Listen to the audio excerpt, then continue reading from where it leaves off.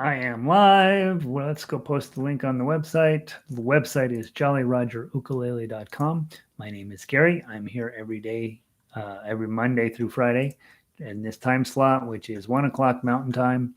And then we're also recording these sessions to live in infamy forever on YouTube or until they decide that saving all this stuff is ridiculous. Let me... How come this is not editing? Hold on. I gotta get this to paste onto the website. Paste. So I have this Bluetooth keyboard, and by the time that it finally actually hooks up to the Bluetooth thing, I could have typed a novel, and so I end up having to use the physical keyboard on the laptop rather than the Bluetooth keyboard. So, life is so hard. Let's see. Let me make sure that I set the settings correctly. They're set there. Let me update this page. Update. Everybody will be rushing in here.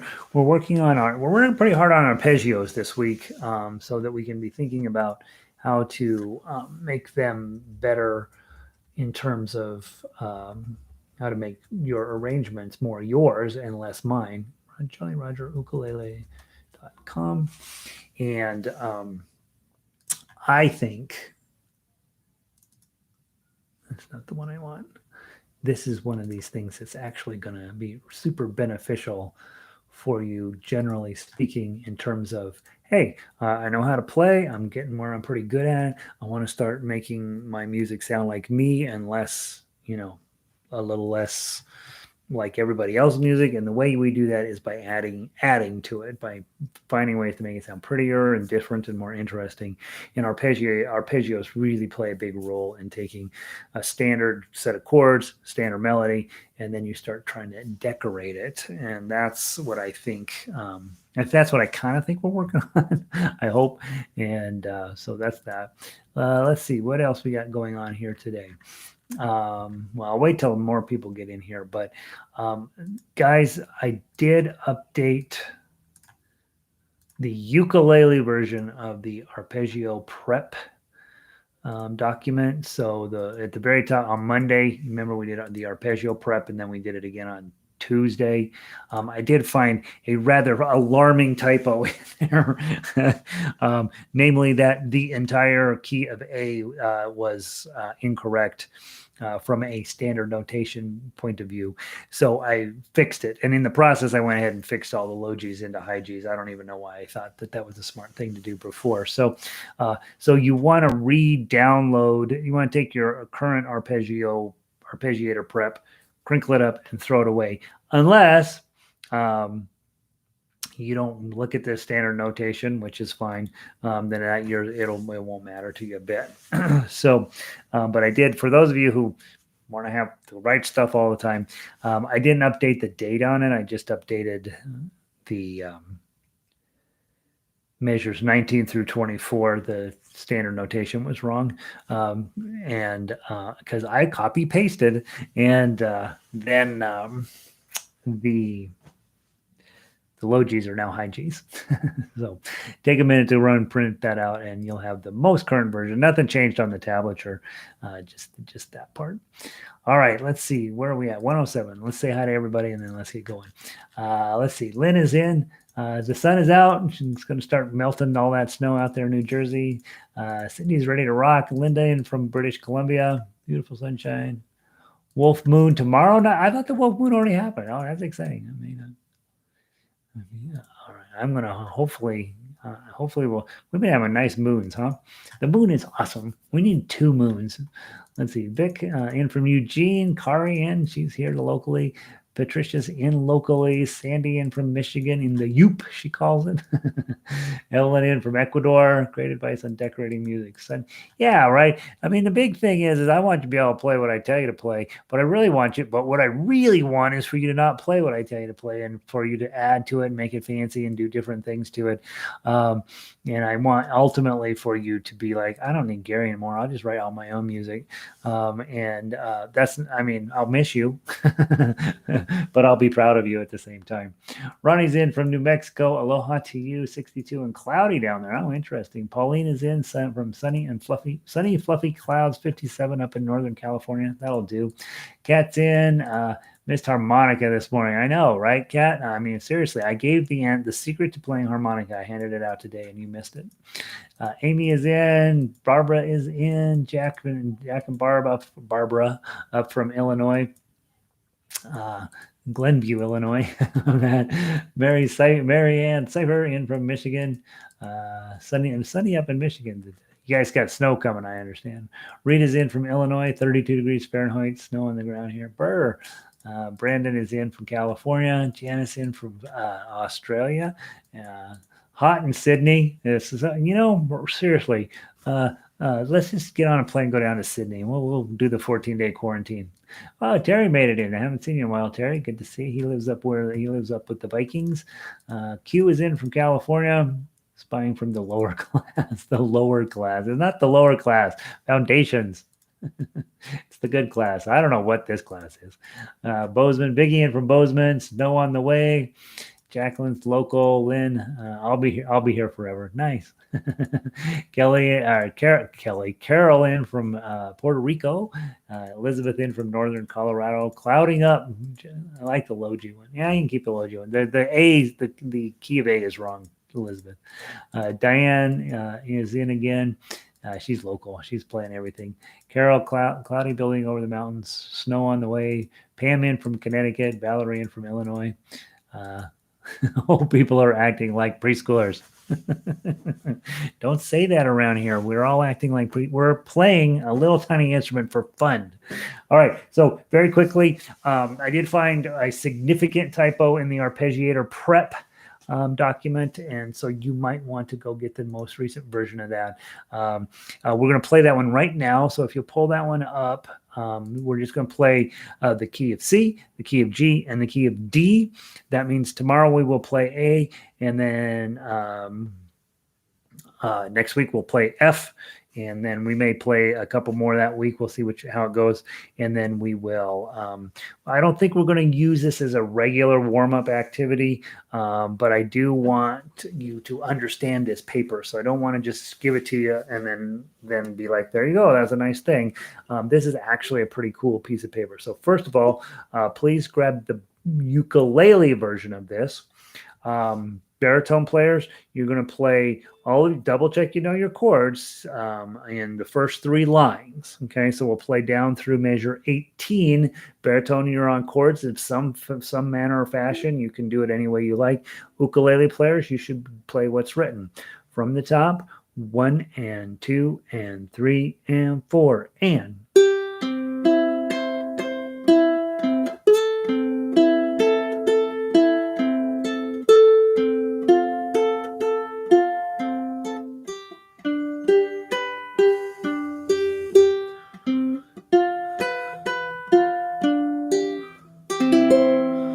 Let's go on to the next line. 1 and 2 and 3 and 4 and.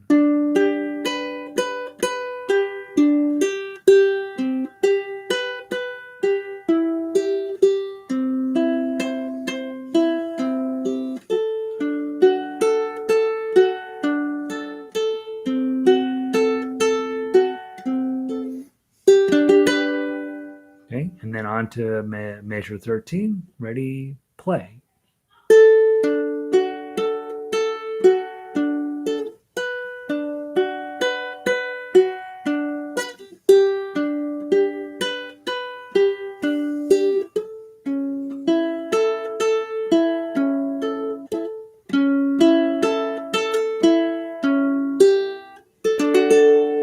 Okay.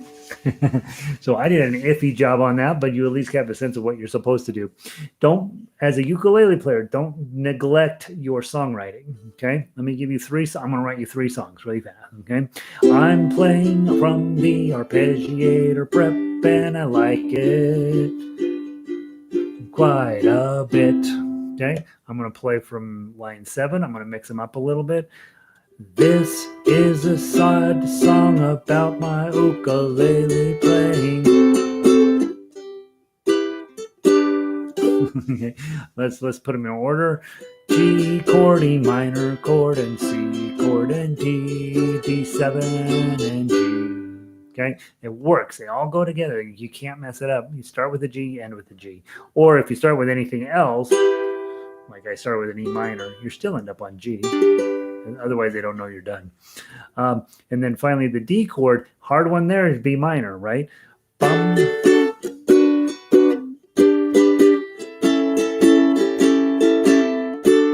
Okay. Now, I wanted to take one moment to teach you one thing that we've never probably ever talked about is G chord not in this shape. Okay. So if you're on D, and tomorrow we get into this for a legit reason, that's your D, right?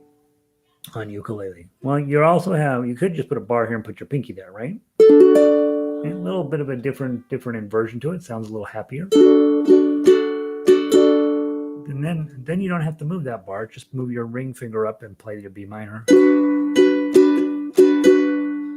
then look what G does. Just put your middle finger right there. F shape, second fret, bar. That's a G chord. And then in this case, it says drive back to an A chord. But if you're here on G, you could just take this shape and slide it up too. You have an A chord, and then you do your A7. A7 is right. Where's A7? Which one? Which? Oh, I know. Is that right? No, that's not right. D. What? A, B, G. Where's my A7? Go back to this one. A7. I'm drawing a blank, guys. That's not A7.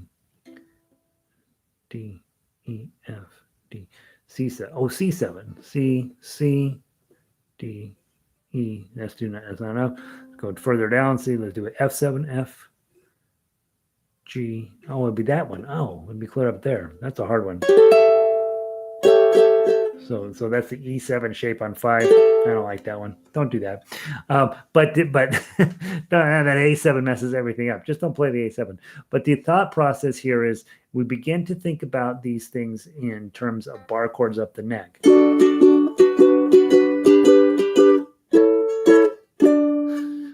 when you start thinking about bar chords and what you can and can't do with them, you start to find out you can play in all of the keys. And that's why I don't let you use a capo, because if you're a guitarist and you use a capo, you only learn to play in 1 or 2 keys.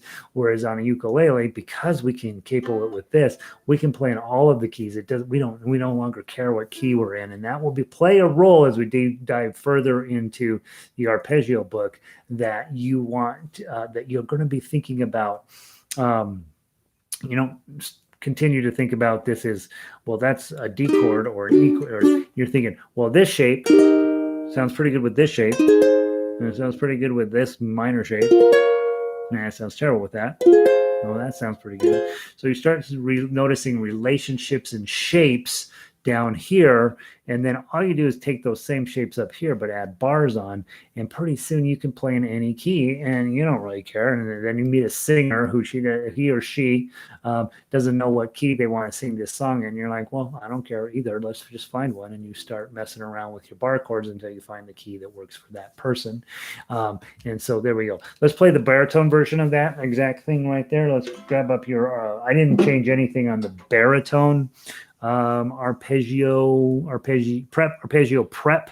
The reason I called it prep was that these are 5 of the main keys to get you thinking about arpeggios. And so it's designed to prepare you for the actual arpeggio book. And so that's why I called it the prep. Let's see, who else wanted in here? Cindy, we always act like preschoolers. Hey, Christine, welcome in. Linda's here. The other Linda is here. It's winter now, 70 degrees and raining in Hawaii. Worst place to be in the world. Can you imagine living in Hawaii and having to stay inside? Brutal. Laurel is 60 degrees. We actually have nicer weather than Linda's having in Maui. In your face, Linda. Warren is here. Warren's in from Australia. He's having a hot day there, probably. All right, baritone prep page. Ukulele players, double check you know your chords all the way down. Maybe you do, maybe you don't. If you don't, we got to learn them. From the top, the first three staves, please. 1 and 2 and 3 and 4 and.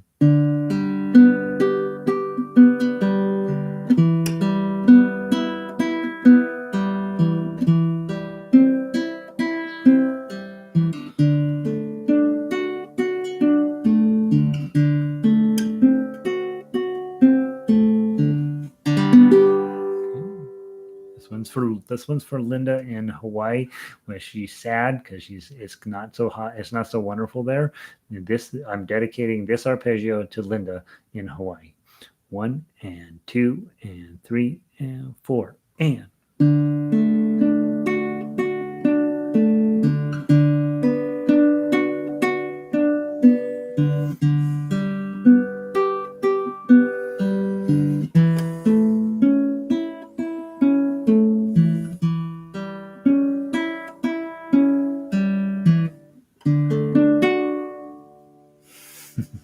Very beautiful. And finally, our new one for the day, A, F sharp minor, D, E, and E7. From the top, 1. And by the way, guys, those of you who are dealing with the B minor shape, guess what shows up, right? F sharp minor on baritone. 1 and 2 and 3 and 4 and.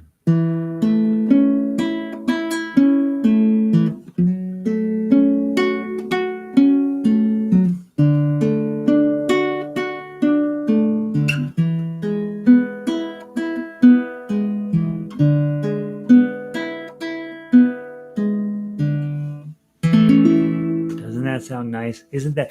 And you'll notice some of the keys just work better, just sound nicer, just overall make better sense to you as a player, and you're going to gravitate toward putting music into those keys. I know from now many years of writing for guitar that A works, man. And so baritone, because it's tuned like a guitar, A is going to work. And I just was playing through that going, oh, this is what I meant. Right? Sounds pretty nice. All right. So there's our arpeggio warm-up. I don't know how long we'll be working on that page, but keep it handy. Today, I did have a chance to clean up the G arpeggio for ukulele and the D arpeggio for baritone. So let's go grab the key of G arpeggio for ukulele. And if you're using an electronic device, you'll note that I'm putting numbers in front of all of these. They'll end up at the top of your list, unfortunately. Well, not unfortunately. They'll end up at the top of your list. But I'm putting in temporary page numbers for them so that when I get them all finished, I will just be able to quickly renumber them for the correct page numbers, and then we'll post them. And it'll turn into a book, and everybody will be able to benefit from the work we're doing here now.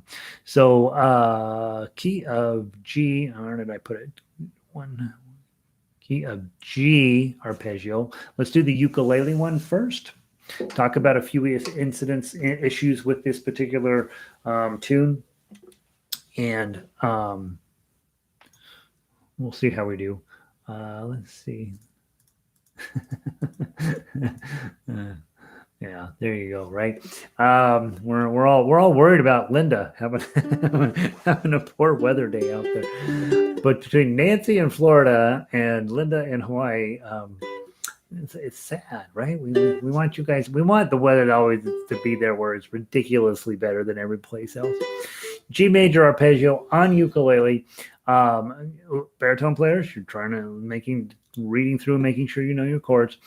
Ukulele players, and we're going to be playing the upper strings instead of the lower strings for a little while. Then at measure 9, we go to the lower strings. So you're playing with the 3-finger pattern and then dropping.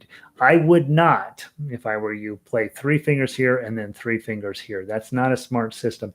Well, often we will do 1, 2, 3, 4. That's not the best system, generally speaking, because you've got your dumbest finger on your most important string. Most of the time when I go to play some type of chording and arpeggio type stuff, most of the time my thumb is going onto the C string. And then if I need to hit this one, it'll jump, my thumb will jump up there. But most of the time I'm thinking like this, because then I've got a middle finger on this bottom string, much smarter finger on a much more important string. If you do this, now all of a sudden your thumb is on this very unimportant string. However, with this piece of music, yeah, it makes sense. Grab the top three first, and then when you get to measure 9, drop them down to the bottom 3 strings. The other thing that comes up in this piece, measure 13, our beloved B flat, instead of being on 1, we're putting it on 3. Now it's a C chord, and instead of 14, it's a D chord. Okay. My ring finger's insulted. Stupid finger. All right. So that there, measure 13. Just slide it up. Don't lift it up, but just slide it forward. And then when we get onto page 2, notice at measure 31, got the glissandos on there, right? And do that. Final thing is measure 40. It says bum, bum, bum. When you see a fermata on the last note of a song, the composer's serious. That stays. Nothing changes until the ukulele is totally silent. Okay, that means hold that note as long as your instrument can possibly do that. All right, from the top, we play down to measure 22, come back up, and play the whole thing to the bottom. 1 and 2 and 3. No, that's too slow. Let's play a little faster. 1, 2, 3, 4.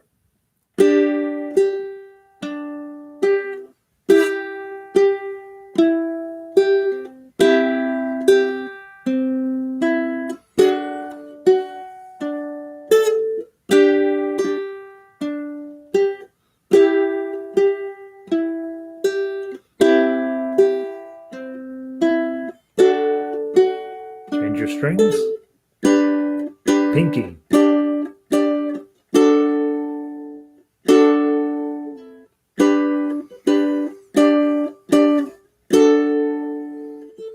bar chord, slide up,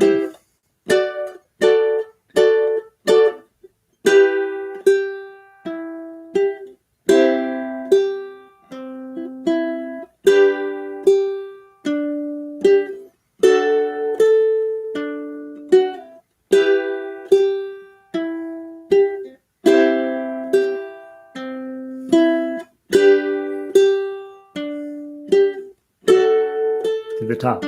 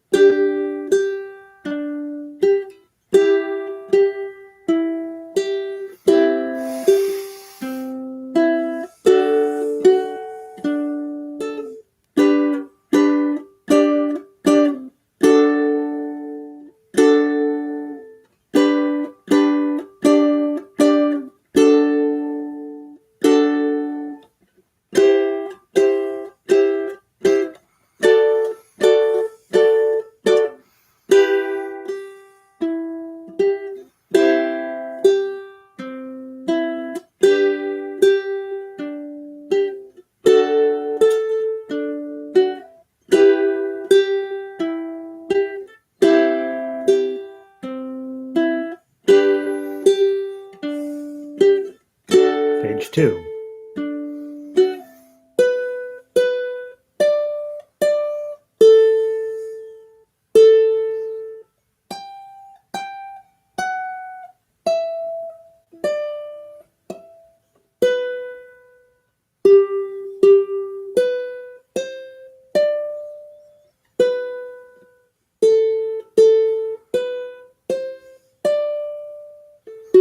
Strum.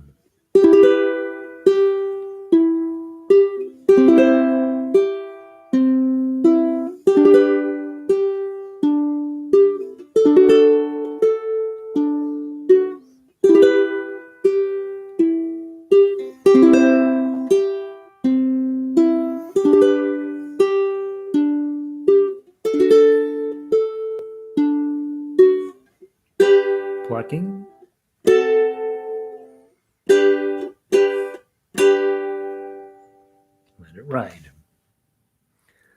couple of thoughts on what we're working on here to really get your instrumental playing to that next level, right?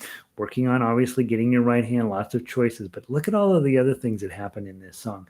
We are plucking on the upper strings, we're plucking on the lower strings. We're doing a really annoying bar chord, sliding up to an equally annoying bar chord. We are using, sometimes we're plucking all four and doing a thumb index middle type approach. Sometimes we're plucking and doing a middle index thumb approach, which is kind of cool. Measure 23, you got a straight line melody, and every time I see a straight line melody, for me, I'm like, oh God, I want to get all these notes right.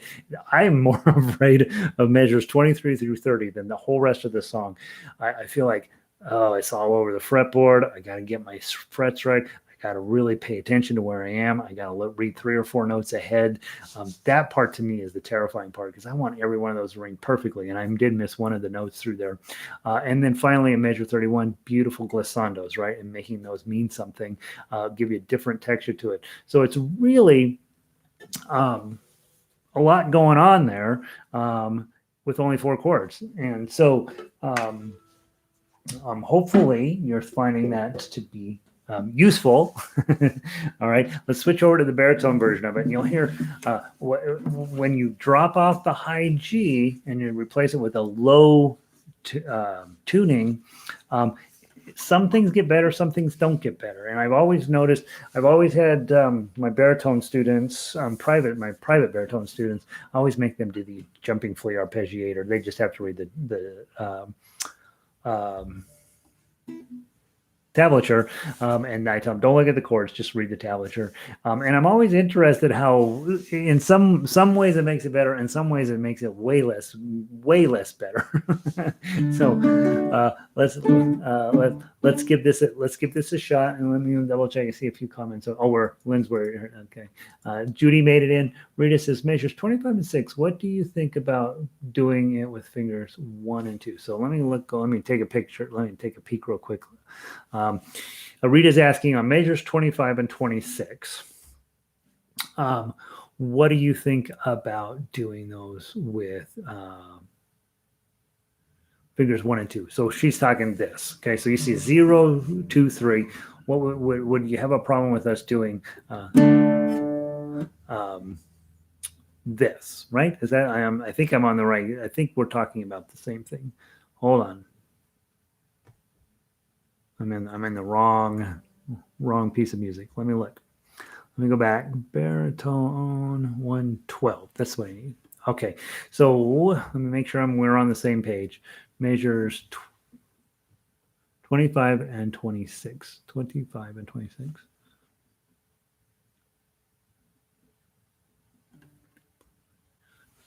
Are you talking about playing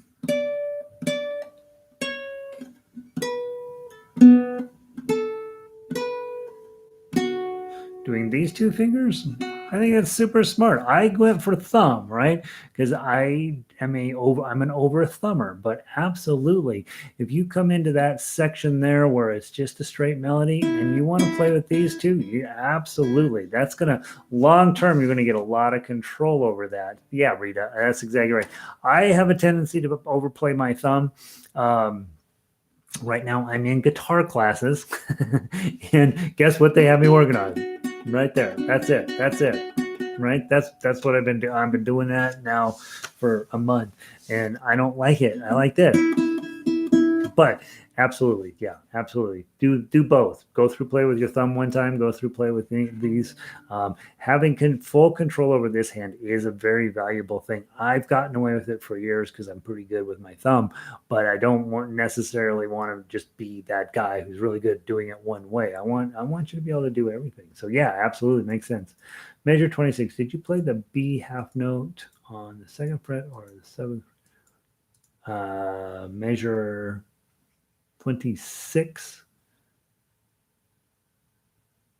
You could play it that way, Elizabeth. If you want to play it on the 2nd string, yeah, you could. I don't. I slide it up because my next notes here, 5. That's what I'm really wanting to do. When I have one baritone student that he does that between every note. and it sounds so cool. It gets annoying at some point, but yeah, if I'm doing a complex chord thing and I can use my fingers on the second string or sometimes on the third string, I will probably do that. But if I'm playing straight melody, I have a real desire to play down here as low as possible, because you get more string and you get just more what I think is a little prettier. So yeah, you could do that, Elizabeth. How do you tune a baritone with the guitar part of the tuner? Yeah, if you have yes, use the guitar part of the tuner. Yes. If you most tuners these days have a chromatic section, chromatic setting. Like, what's the word? Chromatic setting. And I always tell people, just put your tuners on chromatic if you can, because then it's not waiting to hear a specific tone. It's just telling you whatever tone you happen to be playing. And so I'd rather you, if you have a chromatic setting, to use that as your setting on your tuners. I think it creates a whole lot less drama. But if you don't have a chromatic setting, then you would set U for ukulele and G for guitar to tune your baritone. Yes. Yeah. And by the way, Jennifer, throw that tuner away and get a snark. ST8. I've told you. These music teachers, they're like, this works, it's fine. I'll just use this one. I'm the same way, Jennifer. G major, arpeggio, baritone ukulele. That's correct, right? I've got the right one in front of me. No, I need the D major. Hold on. I keep pulling up the wrong pieces of paper. All right. No, hold on. I'm going to get the right piece of sheet music because I got to check that I don't have any typos. 212. There we are. Gosh. All right. D major on baritone ukulele. Ukulele players, remember B minor is right here. Okay. It's a straight bar with your A minor in front of it. You should know D. You should know G. You should probably know A. And those are your chords in this piece. And again, when you're on chords and the melody players have to start going up the neck, you don't chase them up the neck. Play the open chords. It'll sound better, usually. All right, from the top. 1, 2, 3, 4.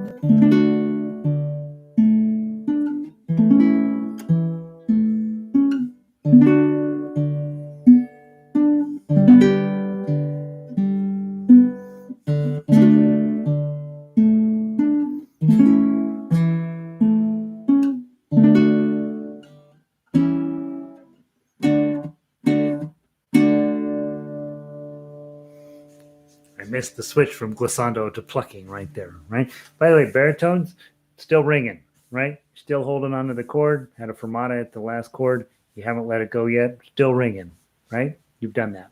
Okay.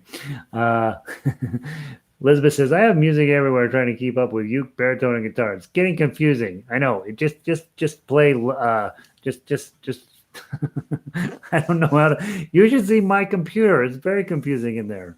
Okay, I got a lot of It's very. I'm trying to keep it clean. I'm trying to keep it organized. Trying.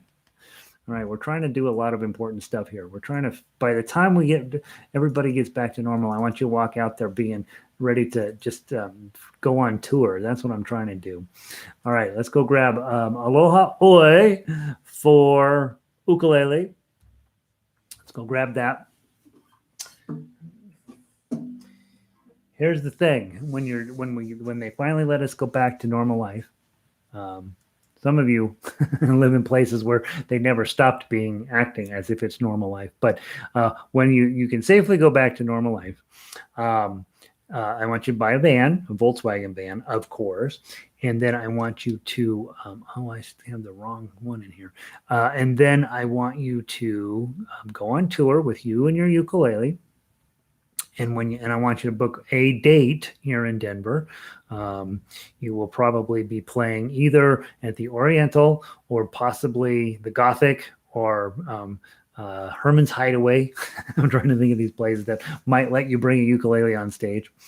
And then I'm going to come to your concert. So that's the plan. Okay. I want you to go on tour and Aloha Oe. Here it is. Okay, be the new one. Still the same one. Did I fix yours?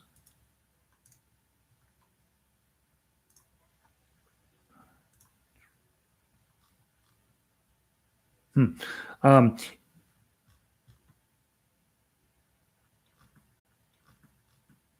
come that's still there? It's fixed. Oh my God, how interesting. I didn't know that about my gadget. All right, so you should be playing from the January 3rd, 2021 version. I fixed, if you have an old Aloha Oe, there's a typo at measure 17. Otherwise, you're fine.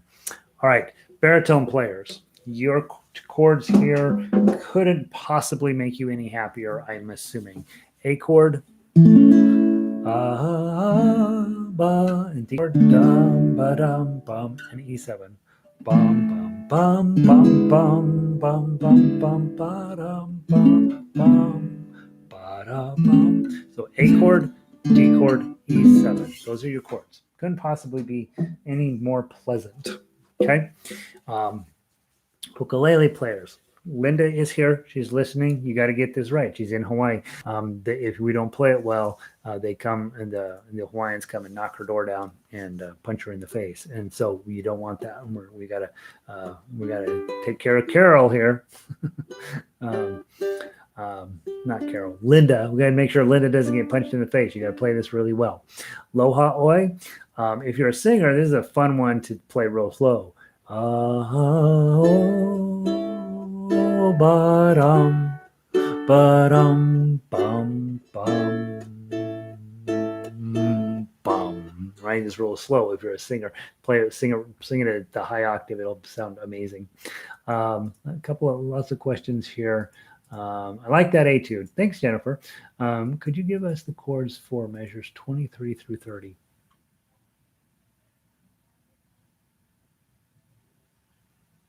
What happens in 23 through 30?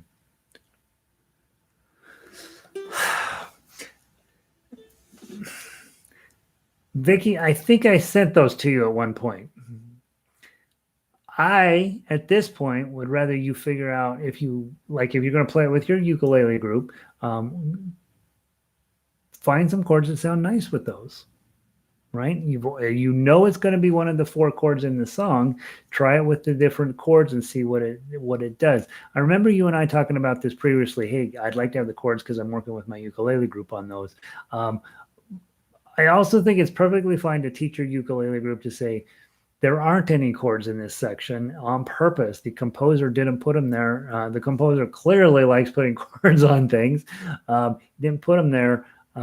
Maybe we shouldn't play chords there. There are every measure has chords under there, and so I think I might have sent those to you. But double check your stuff. But I remember you and I having this conversation, and I remember sending you the chords a bit begrudgingly because I thought, well, there are chords there, but I don't necessarily know if I want to be the final decider on that. Tour of Hawaii and Australia, sure, both baritone and ukulele versions. Lynn, I think we should all descend on Denver. If you got the van, just need the gig. Yeah, heck yeah, got the van. Carol lives in the mountains. Of course she has a van. I would do Hawaii and Oz. Oh yeah, wouldn't that be fun? Let's do that. Yeah, don't come to Denver. Let's go to Warren's house. Got the guest room in Denver. I got a guest room in Denver. Come on over. Heck yeah. Lynn says, sounds like a plan. All right, everybody's in. Okay. We play this every year after we play this after every event. Linda's like, I got no interest in playing this song. That's hilarious. Okay. We got to go fast. Aloha Oe. Any way you want to play it? Yeah, double check that. Yeah, I think you and I had this conversation at one point, but I could be wrong. Maybe not. I don't know. Aloha Oe. Any way you want to play it, as long as you're looking at the ukulele sheet music. 1, 2, 3.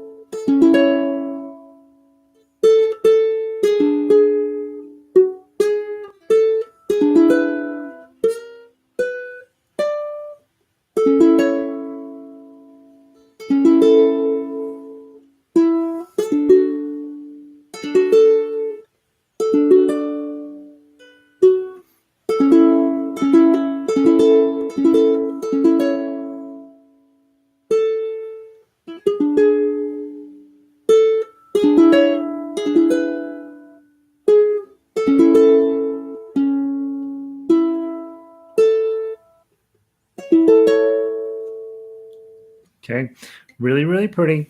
What you want to be thinking about is I played the whole thing with my thumb, making it arpeggiating difficult. But you have a moment there in measure 4, measure 2, measure 4, measure 6, measure 8, maybe measure 10, measure 12, where you could think about tossing in a chordal note out of your arpeggio studies. Just layer like, yep, I know how to do that. Okay, you know how to do it. Now let's go grab that baritone medley, and let's look at how it feels different in a different key, obviously. And what I did for baritone players, I went ahead and put in all the arpeggio in there, typed it in. Because I was going to obviously be playing it, online for the thing, and I wanted to have I didn't want to be thinking up, just sort of adding stuff in. So go to measure. What measure is it? Pick up from 41 into 42. Hopefully the queen is approving what we're up to, right? Hopefully she's looking down going, yeah, that's pretty much what I meant. Okay. From the pickup to 42, your first 2 notes are, okay. And then I would pluck the whole thing, baritone players. ukulele players, you got a pretty easy run here. You got a C, an F, G7s, Gs. That's it, right? They're chord. You know all these chords. Here we go. From the top, or I'm sorry, from pickup to 42, 1, 2.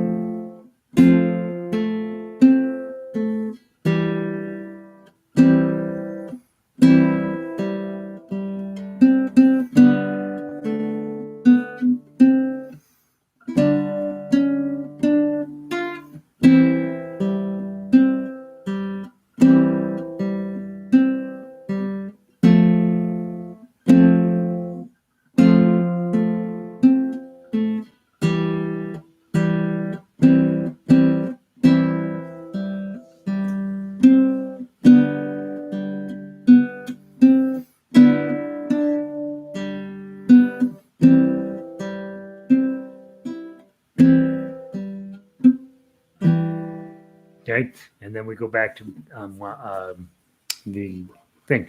Now tonight, what I'm going to do, I'm going to take the 3 ukulele pieces and tack them together as an Elvis medley for you guys.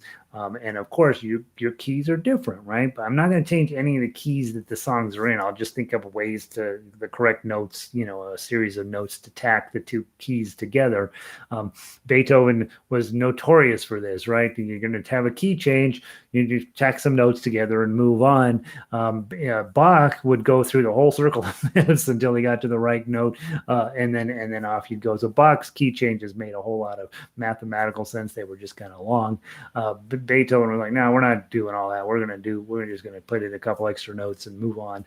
And of course, he was constantly ending up in the wrong chords anyway. So the wrong chords, Beethoven. So I'll tack all that together, and then so Thursday we will have an Elvis medley for baritone, which will be in some ways completely different than the one for ukulele, so it's not going away anytime soon, right? And then you're going to be all set for the following week when you can practice up and get ready for Valentine's Day. So you're welcome. Tomorrow we'll be doing That's Amore. I don't have the baritone version done yet, but I'll get that put up as well. And we'll be turning you into amazing ukulele players, despite the teacher, right? All right. So that's what I know about that. And I'm a little concerned about how enthusiastic you all are for living in a van. We are at an age where we are not going to be going anywhere in a van. Okay. Let's be straight. Okay. No vans. Have a wonderful day, you guys. I'll see all y'all tomorrow. And let's see. Barbara had a van. We played this in there. Vicky says, okay, good. Let's see. Warren, lovely playing, Gary. Oh, thank you, Warren. I appreciate it.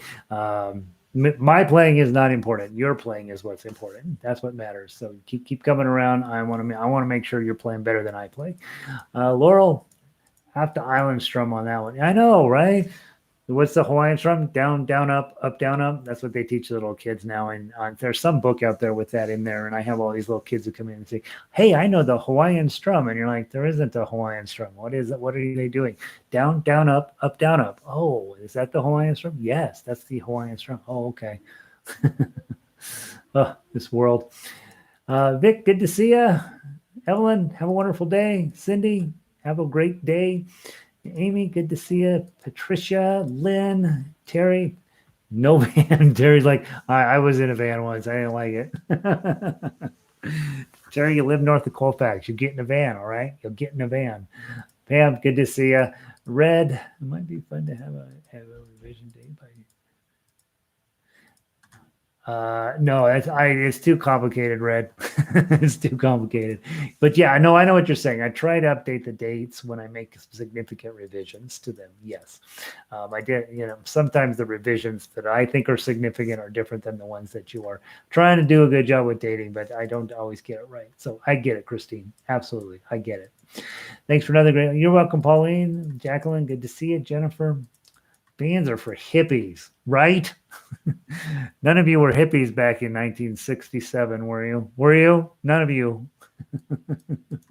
All of you guys were.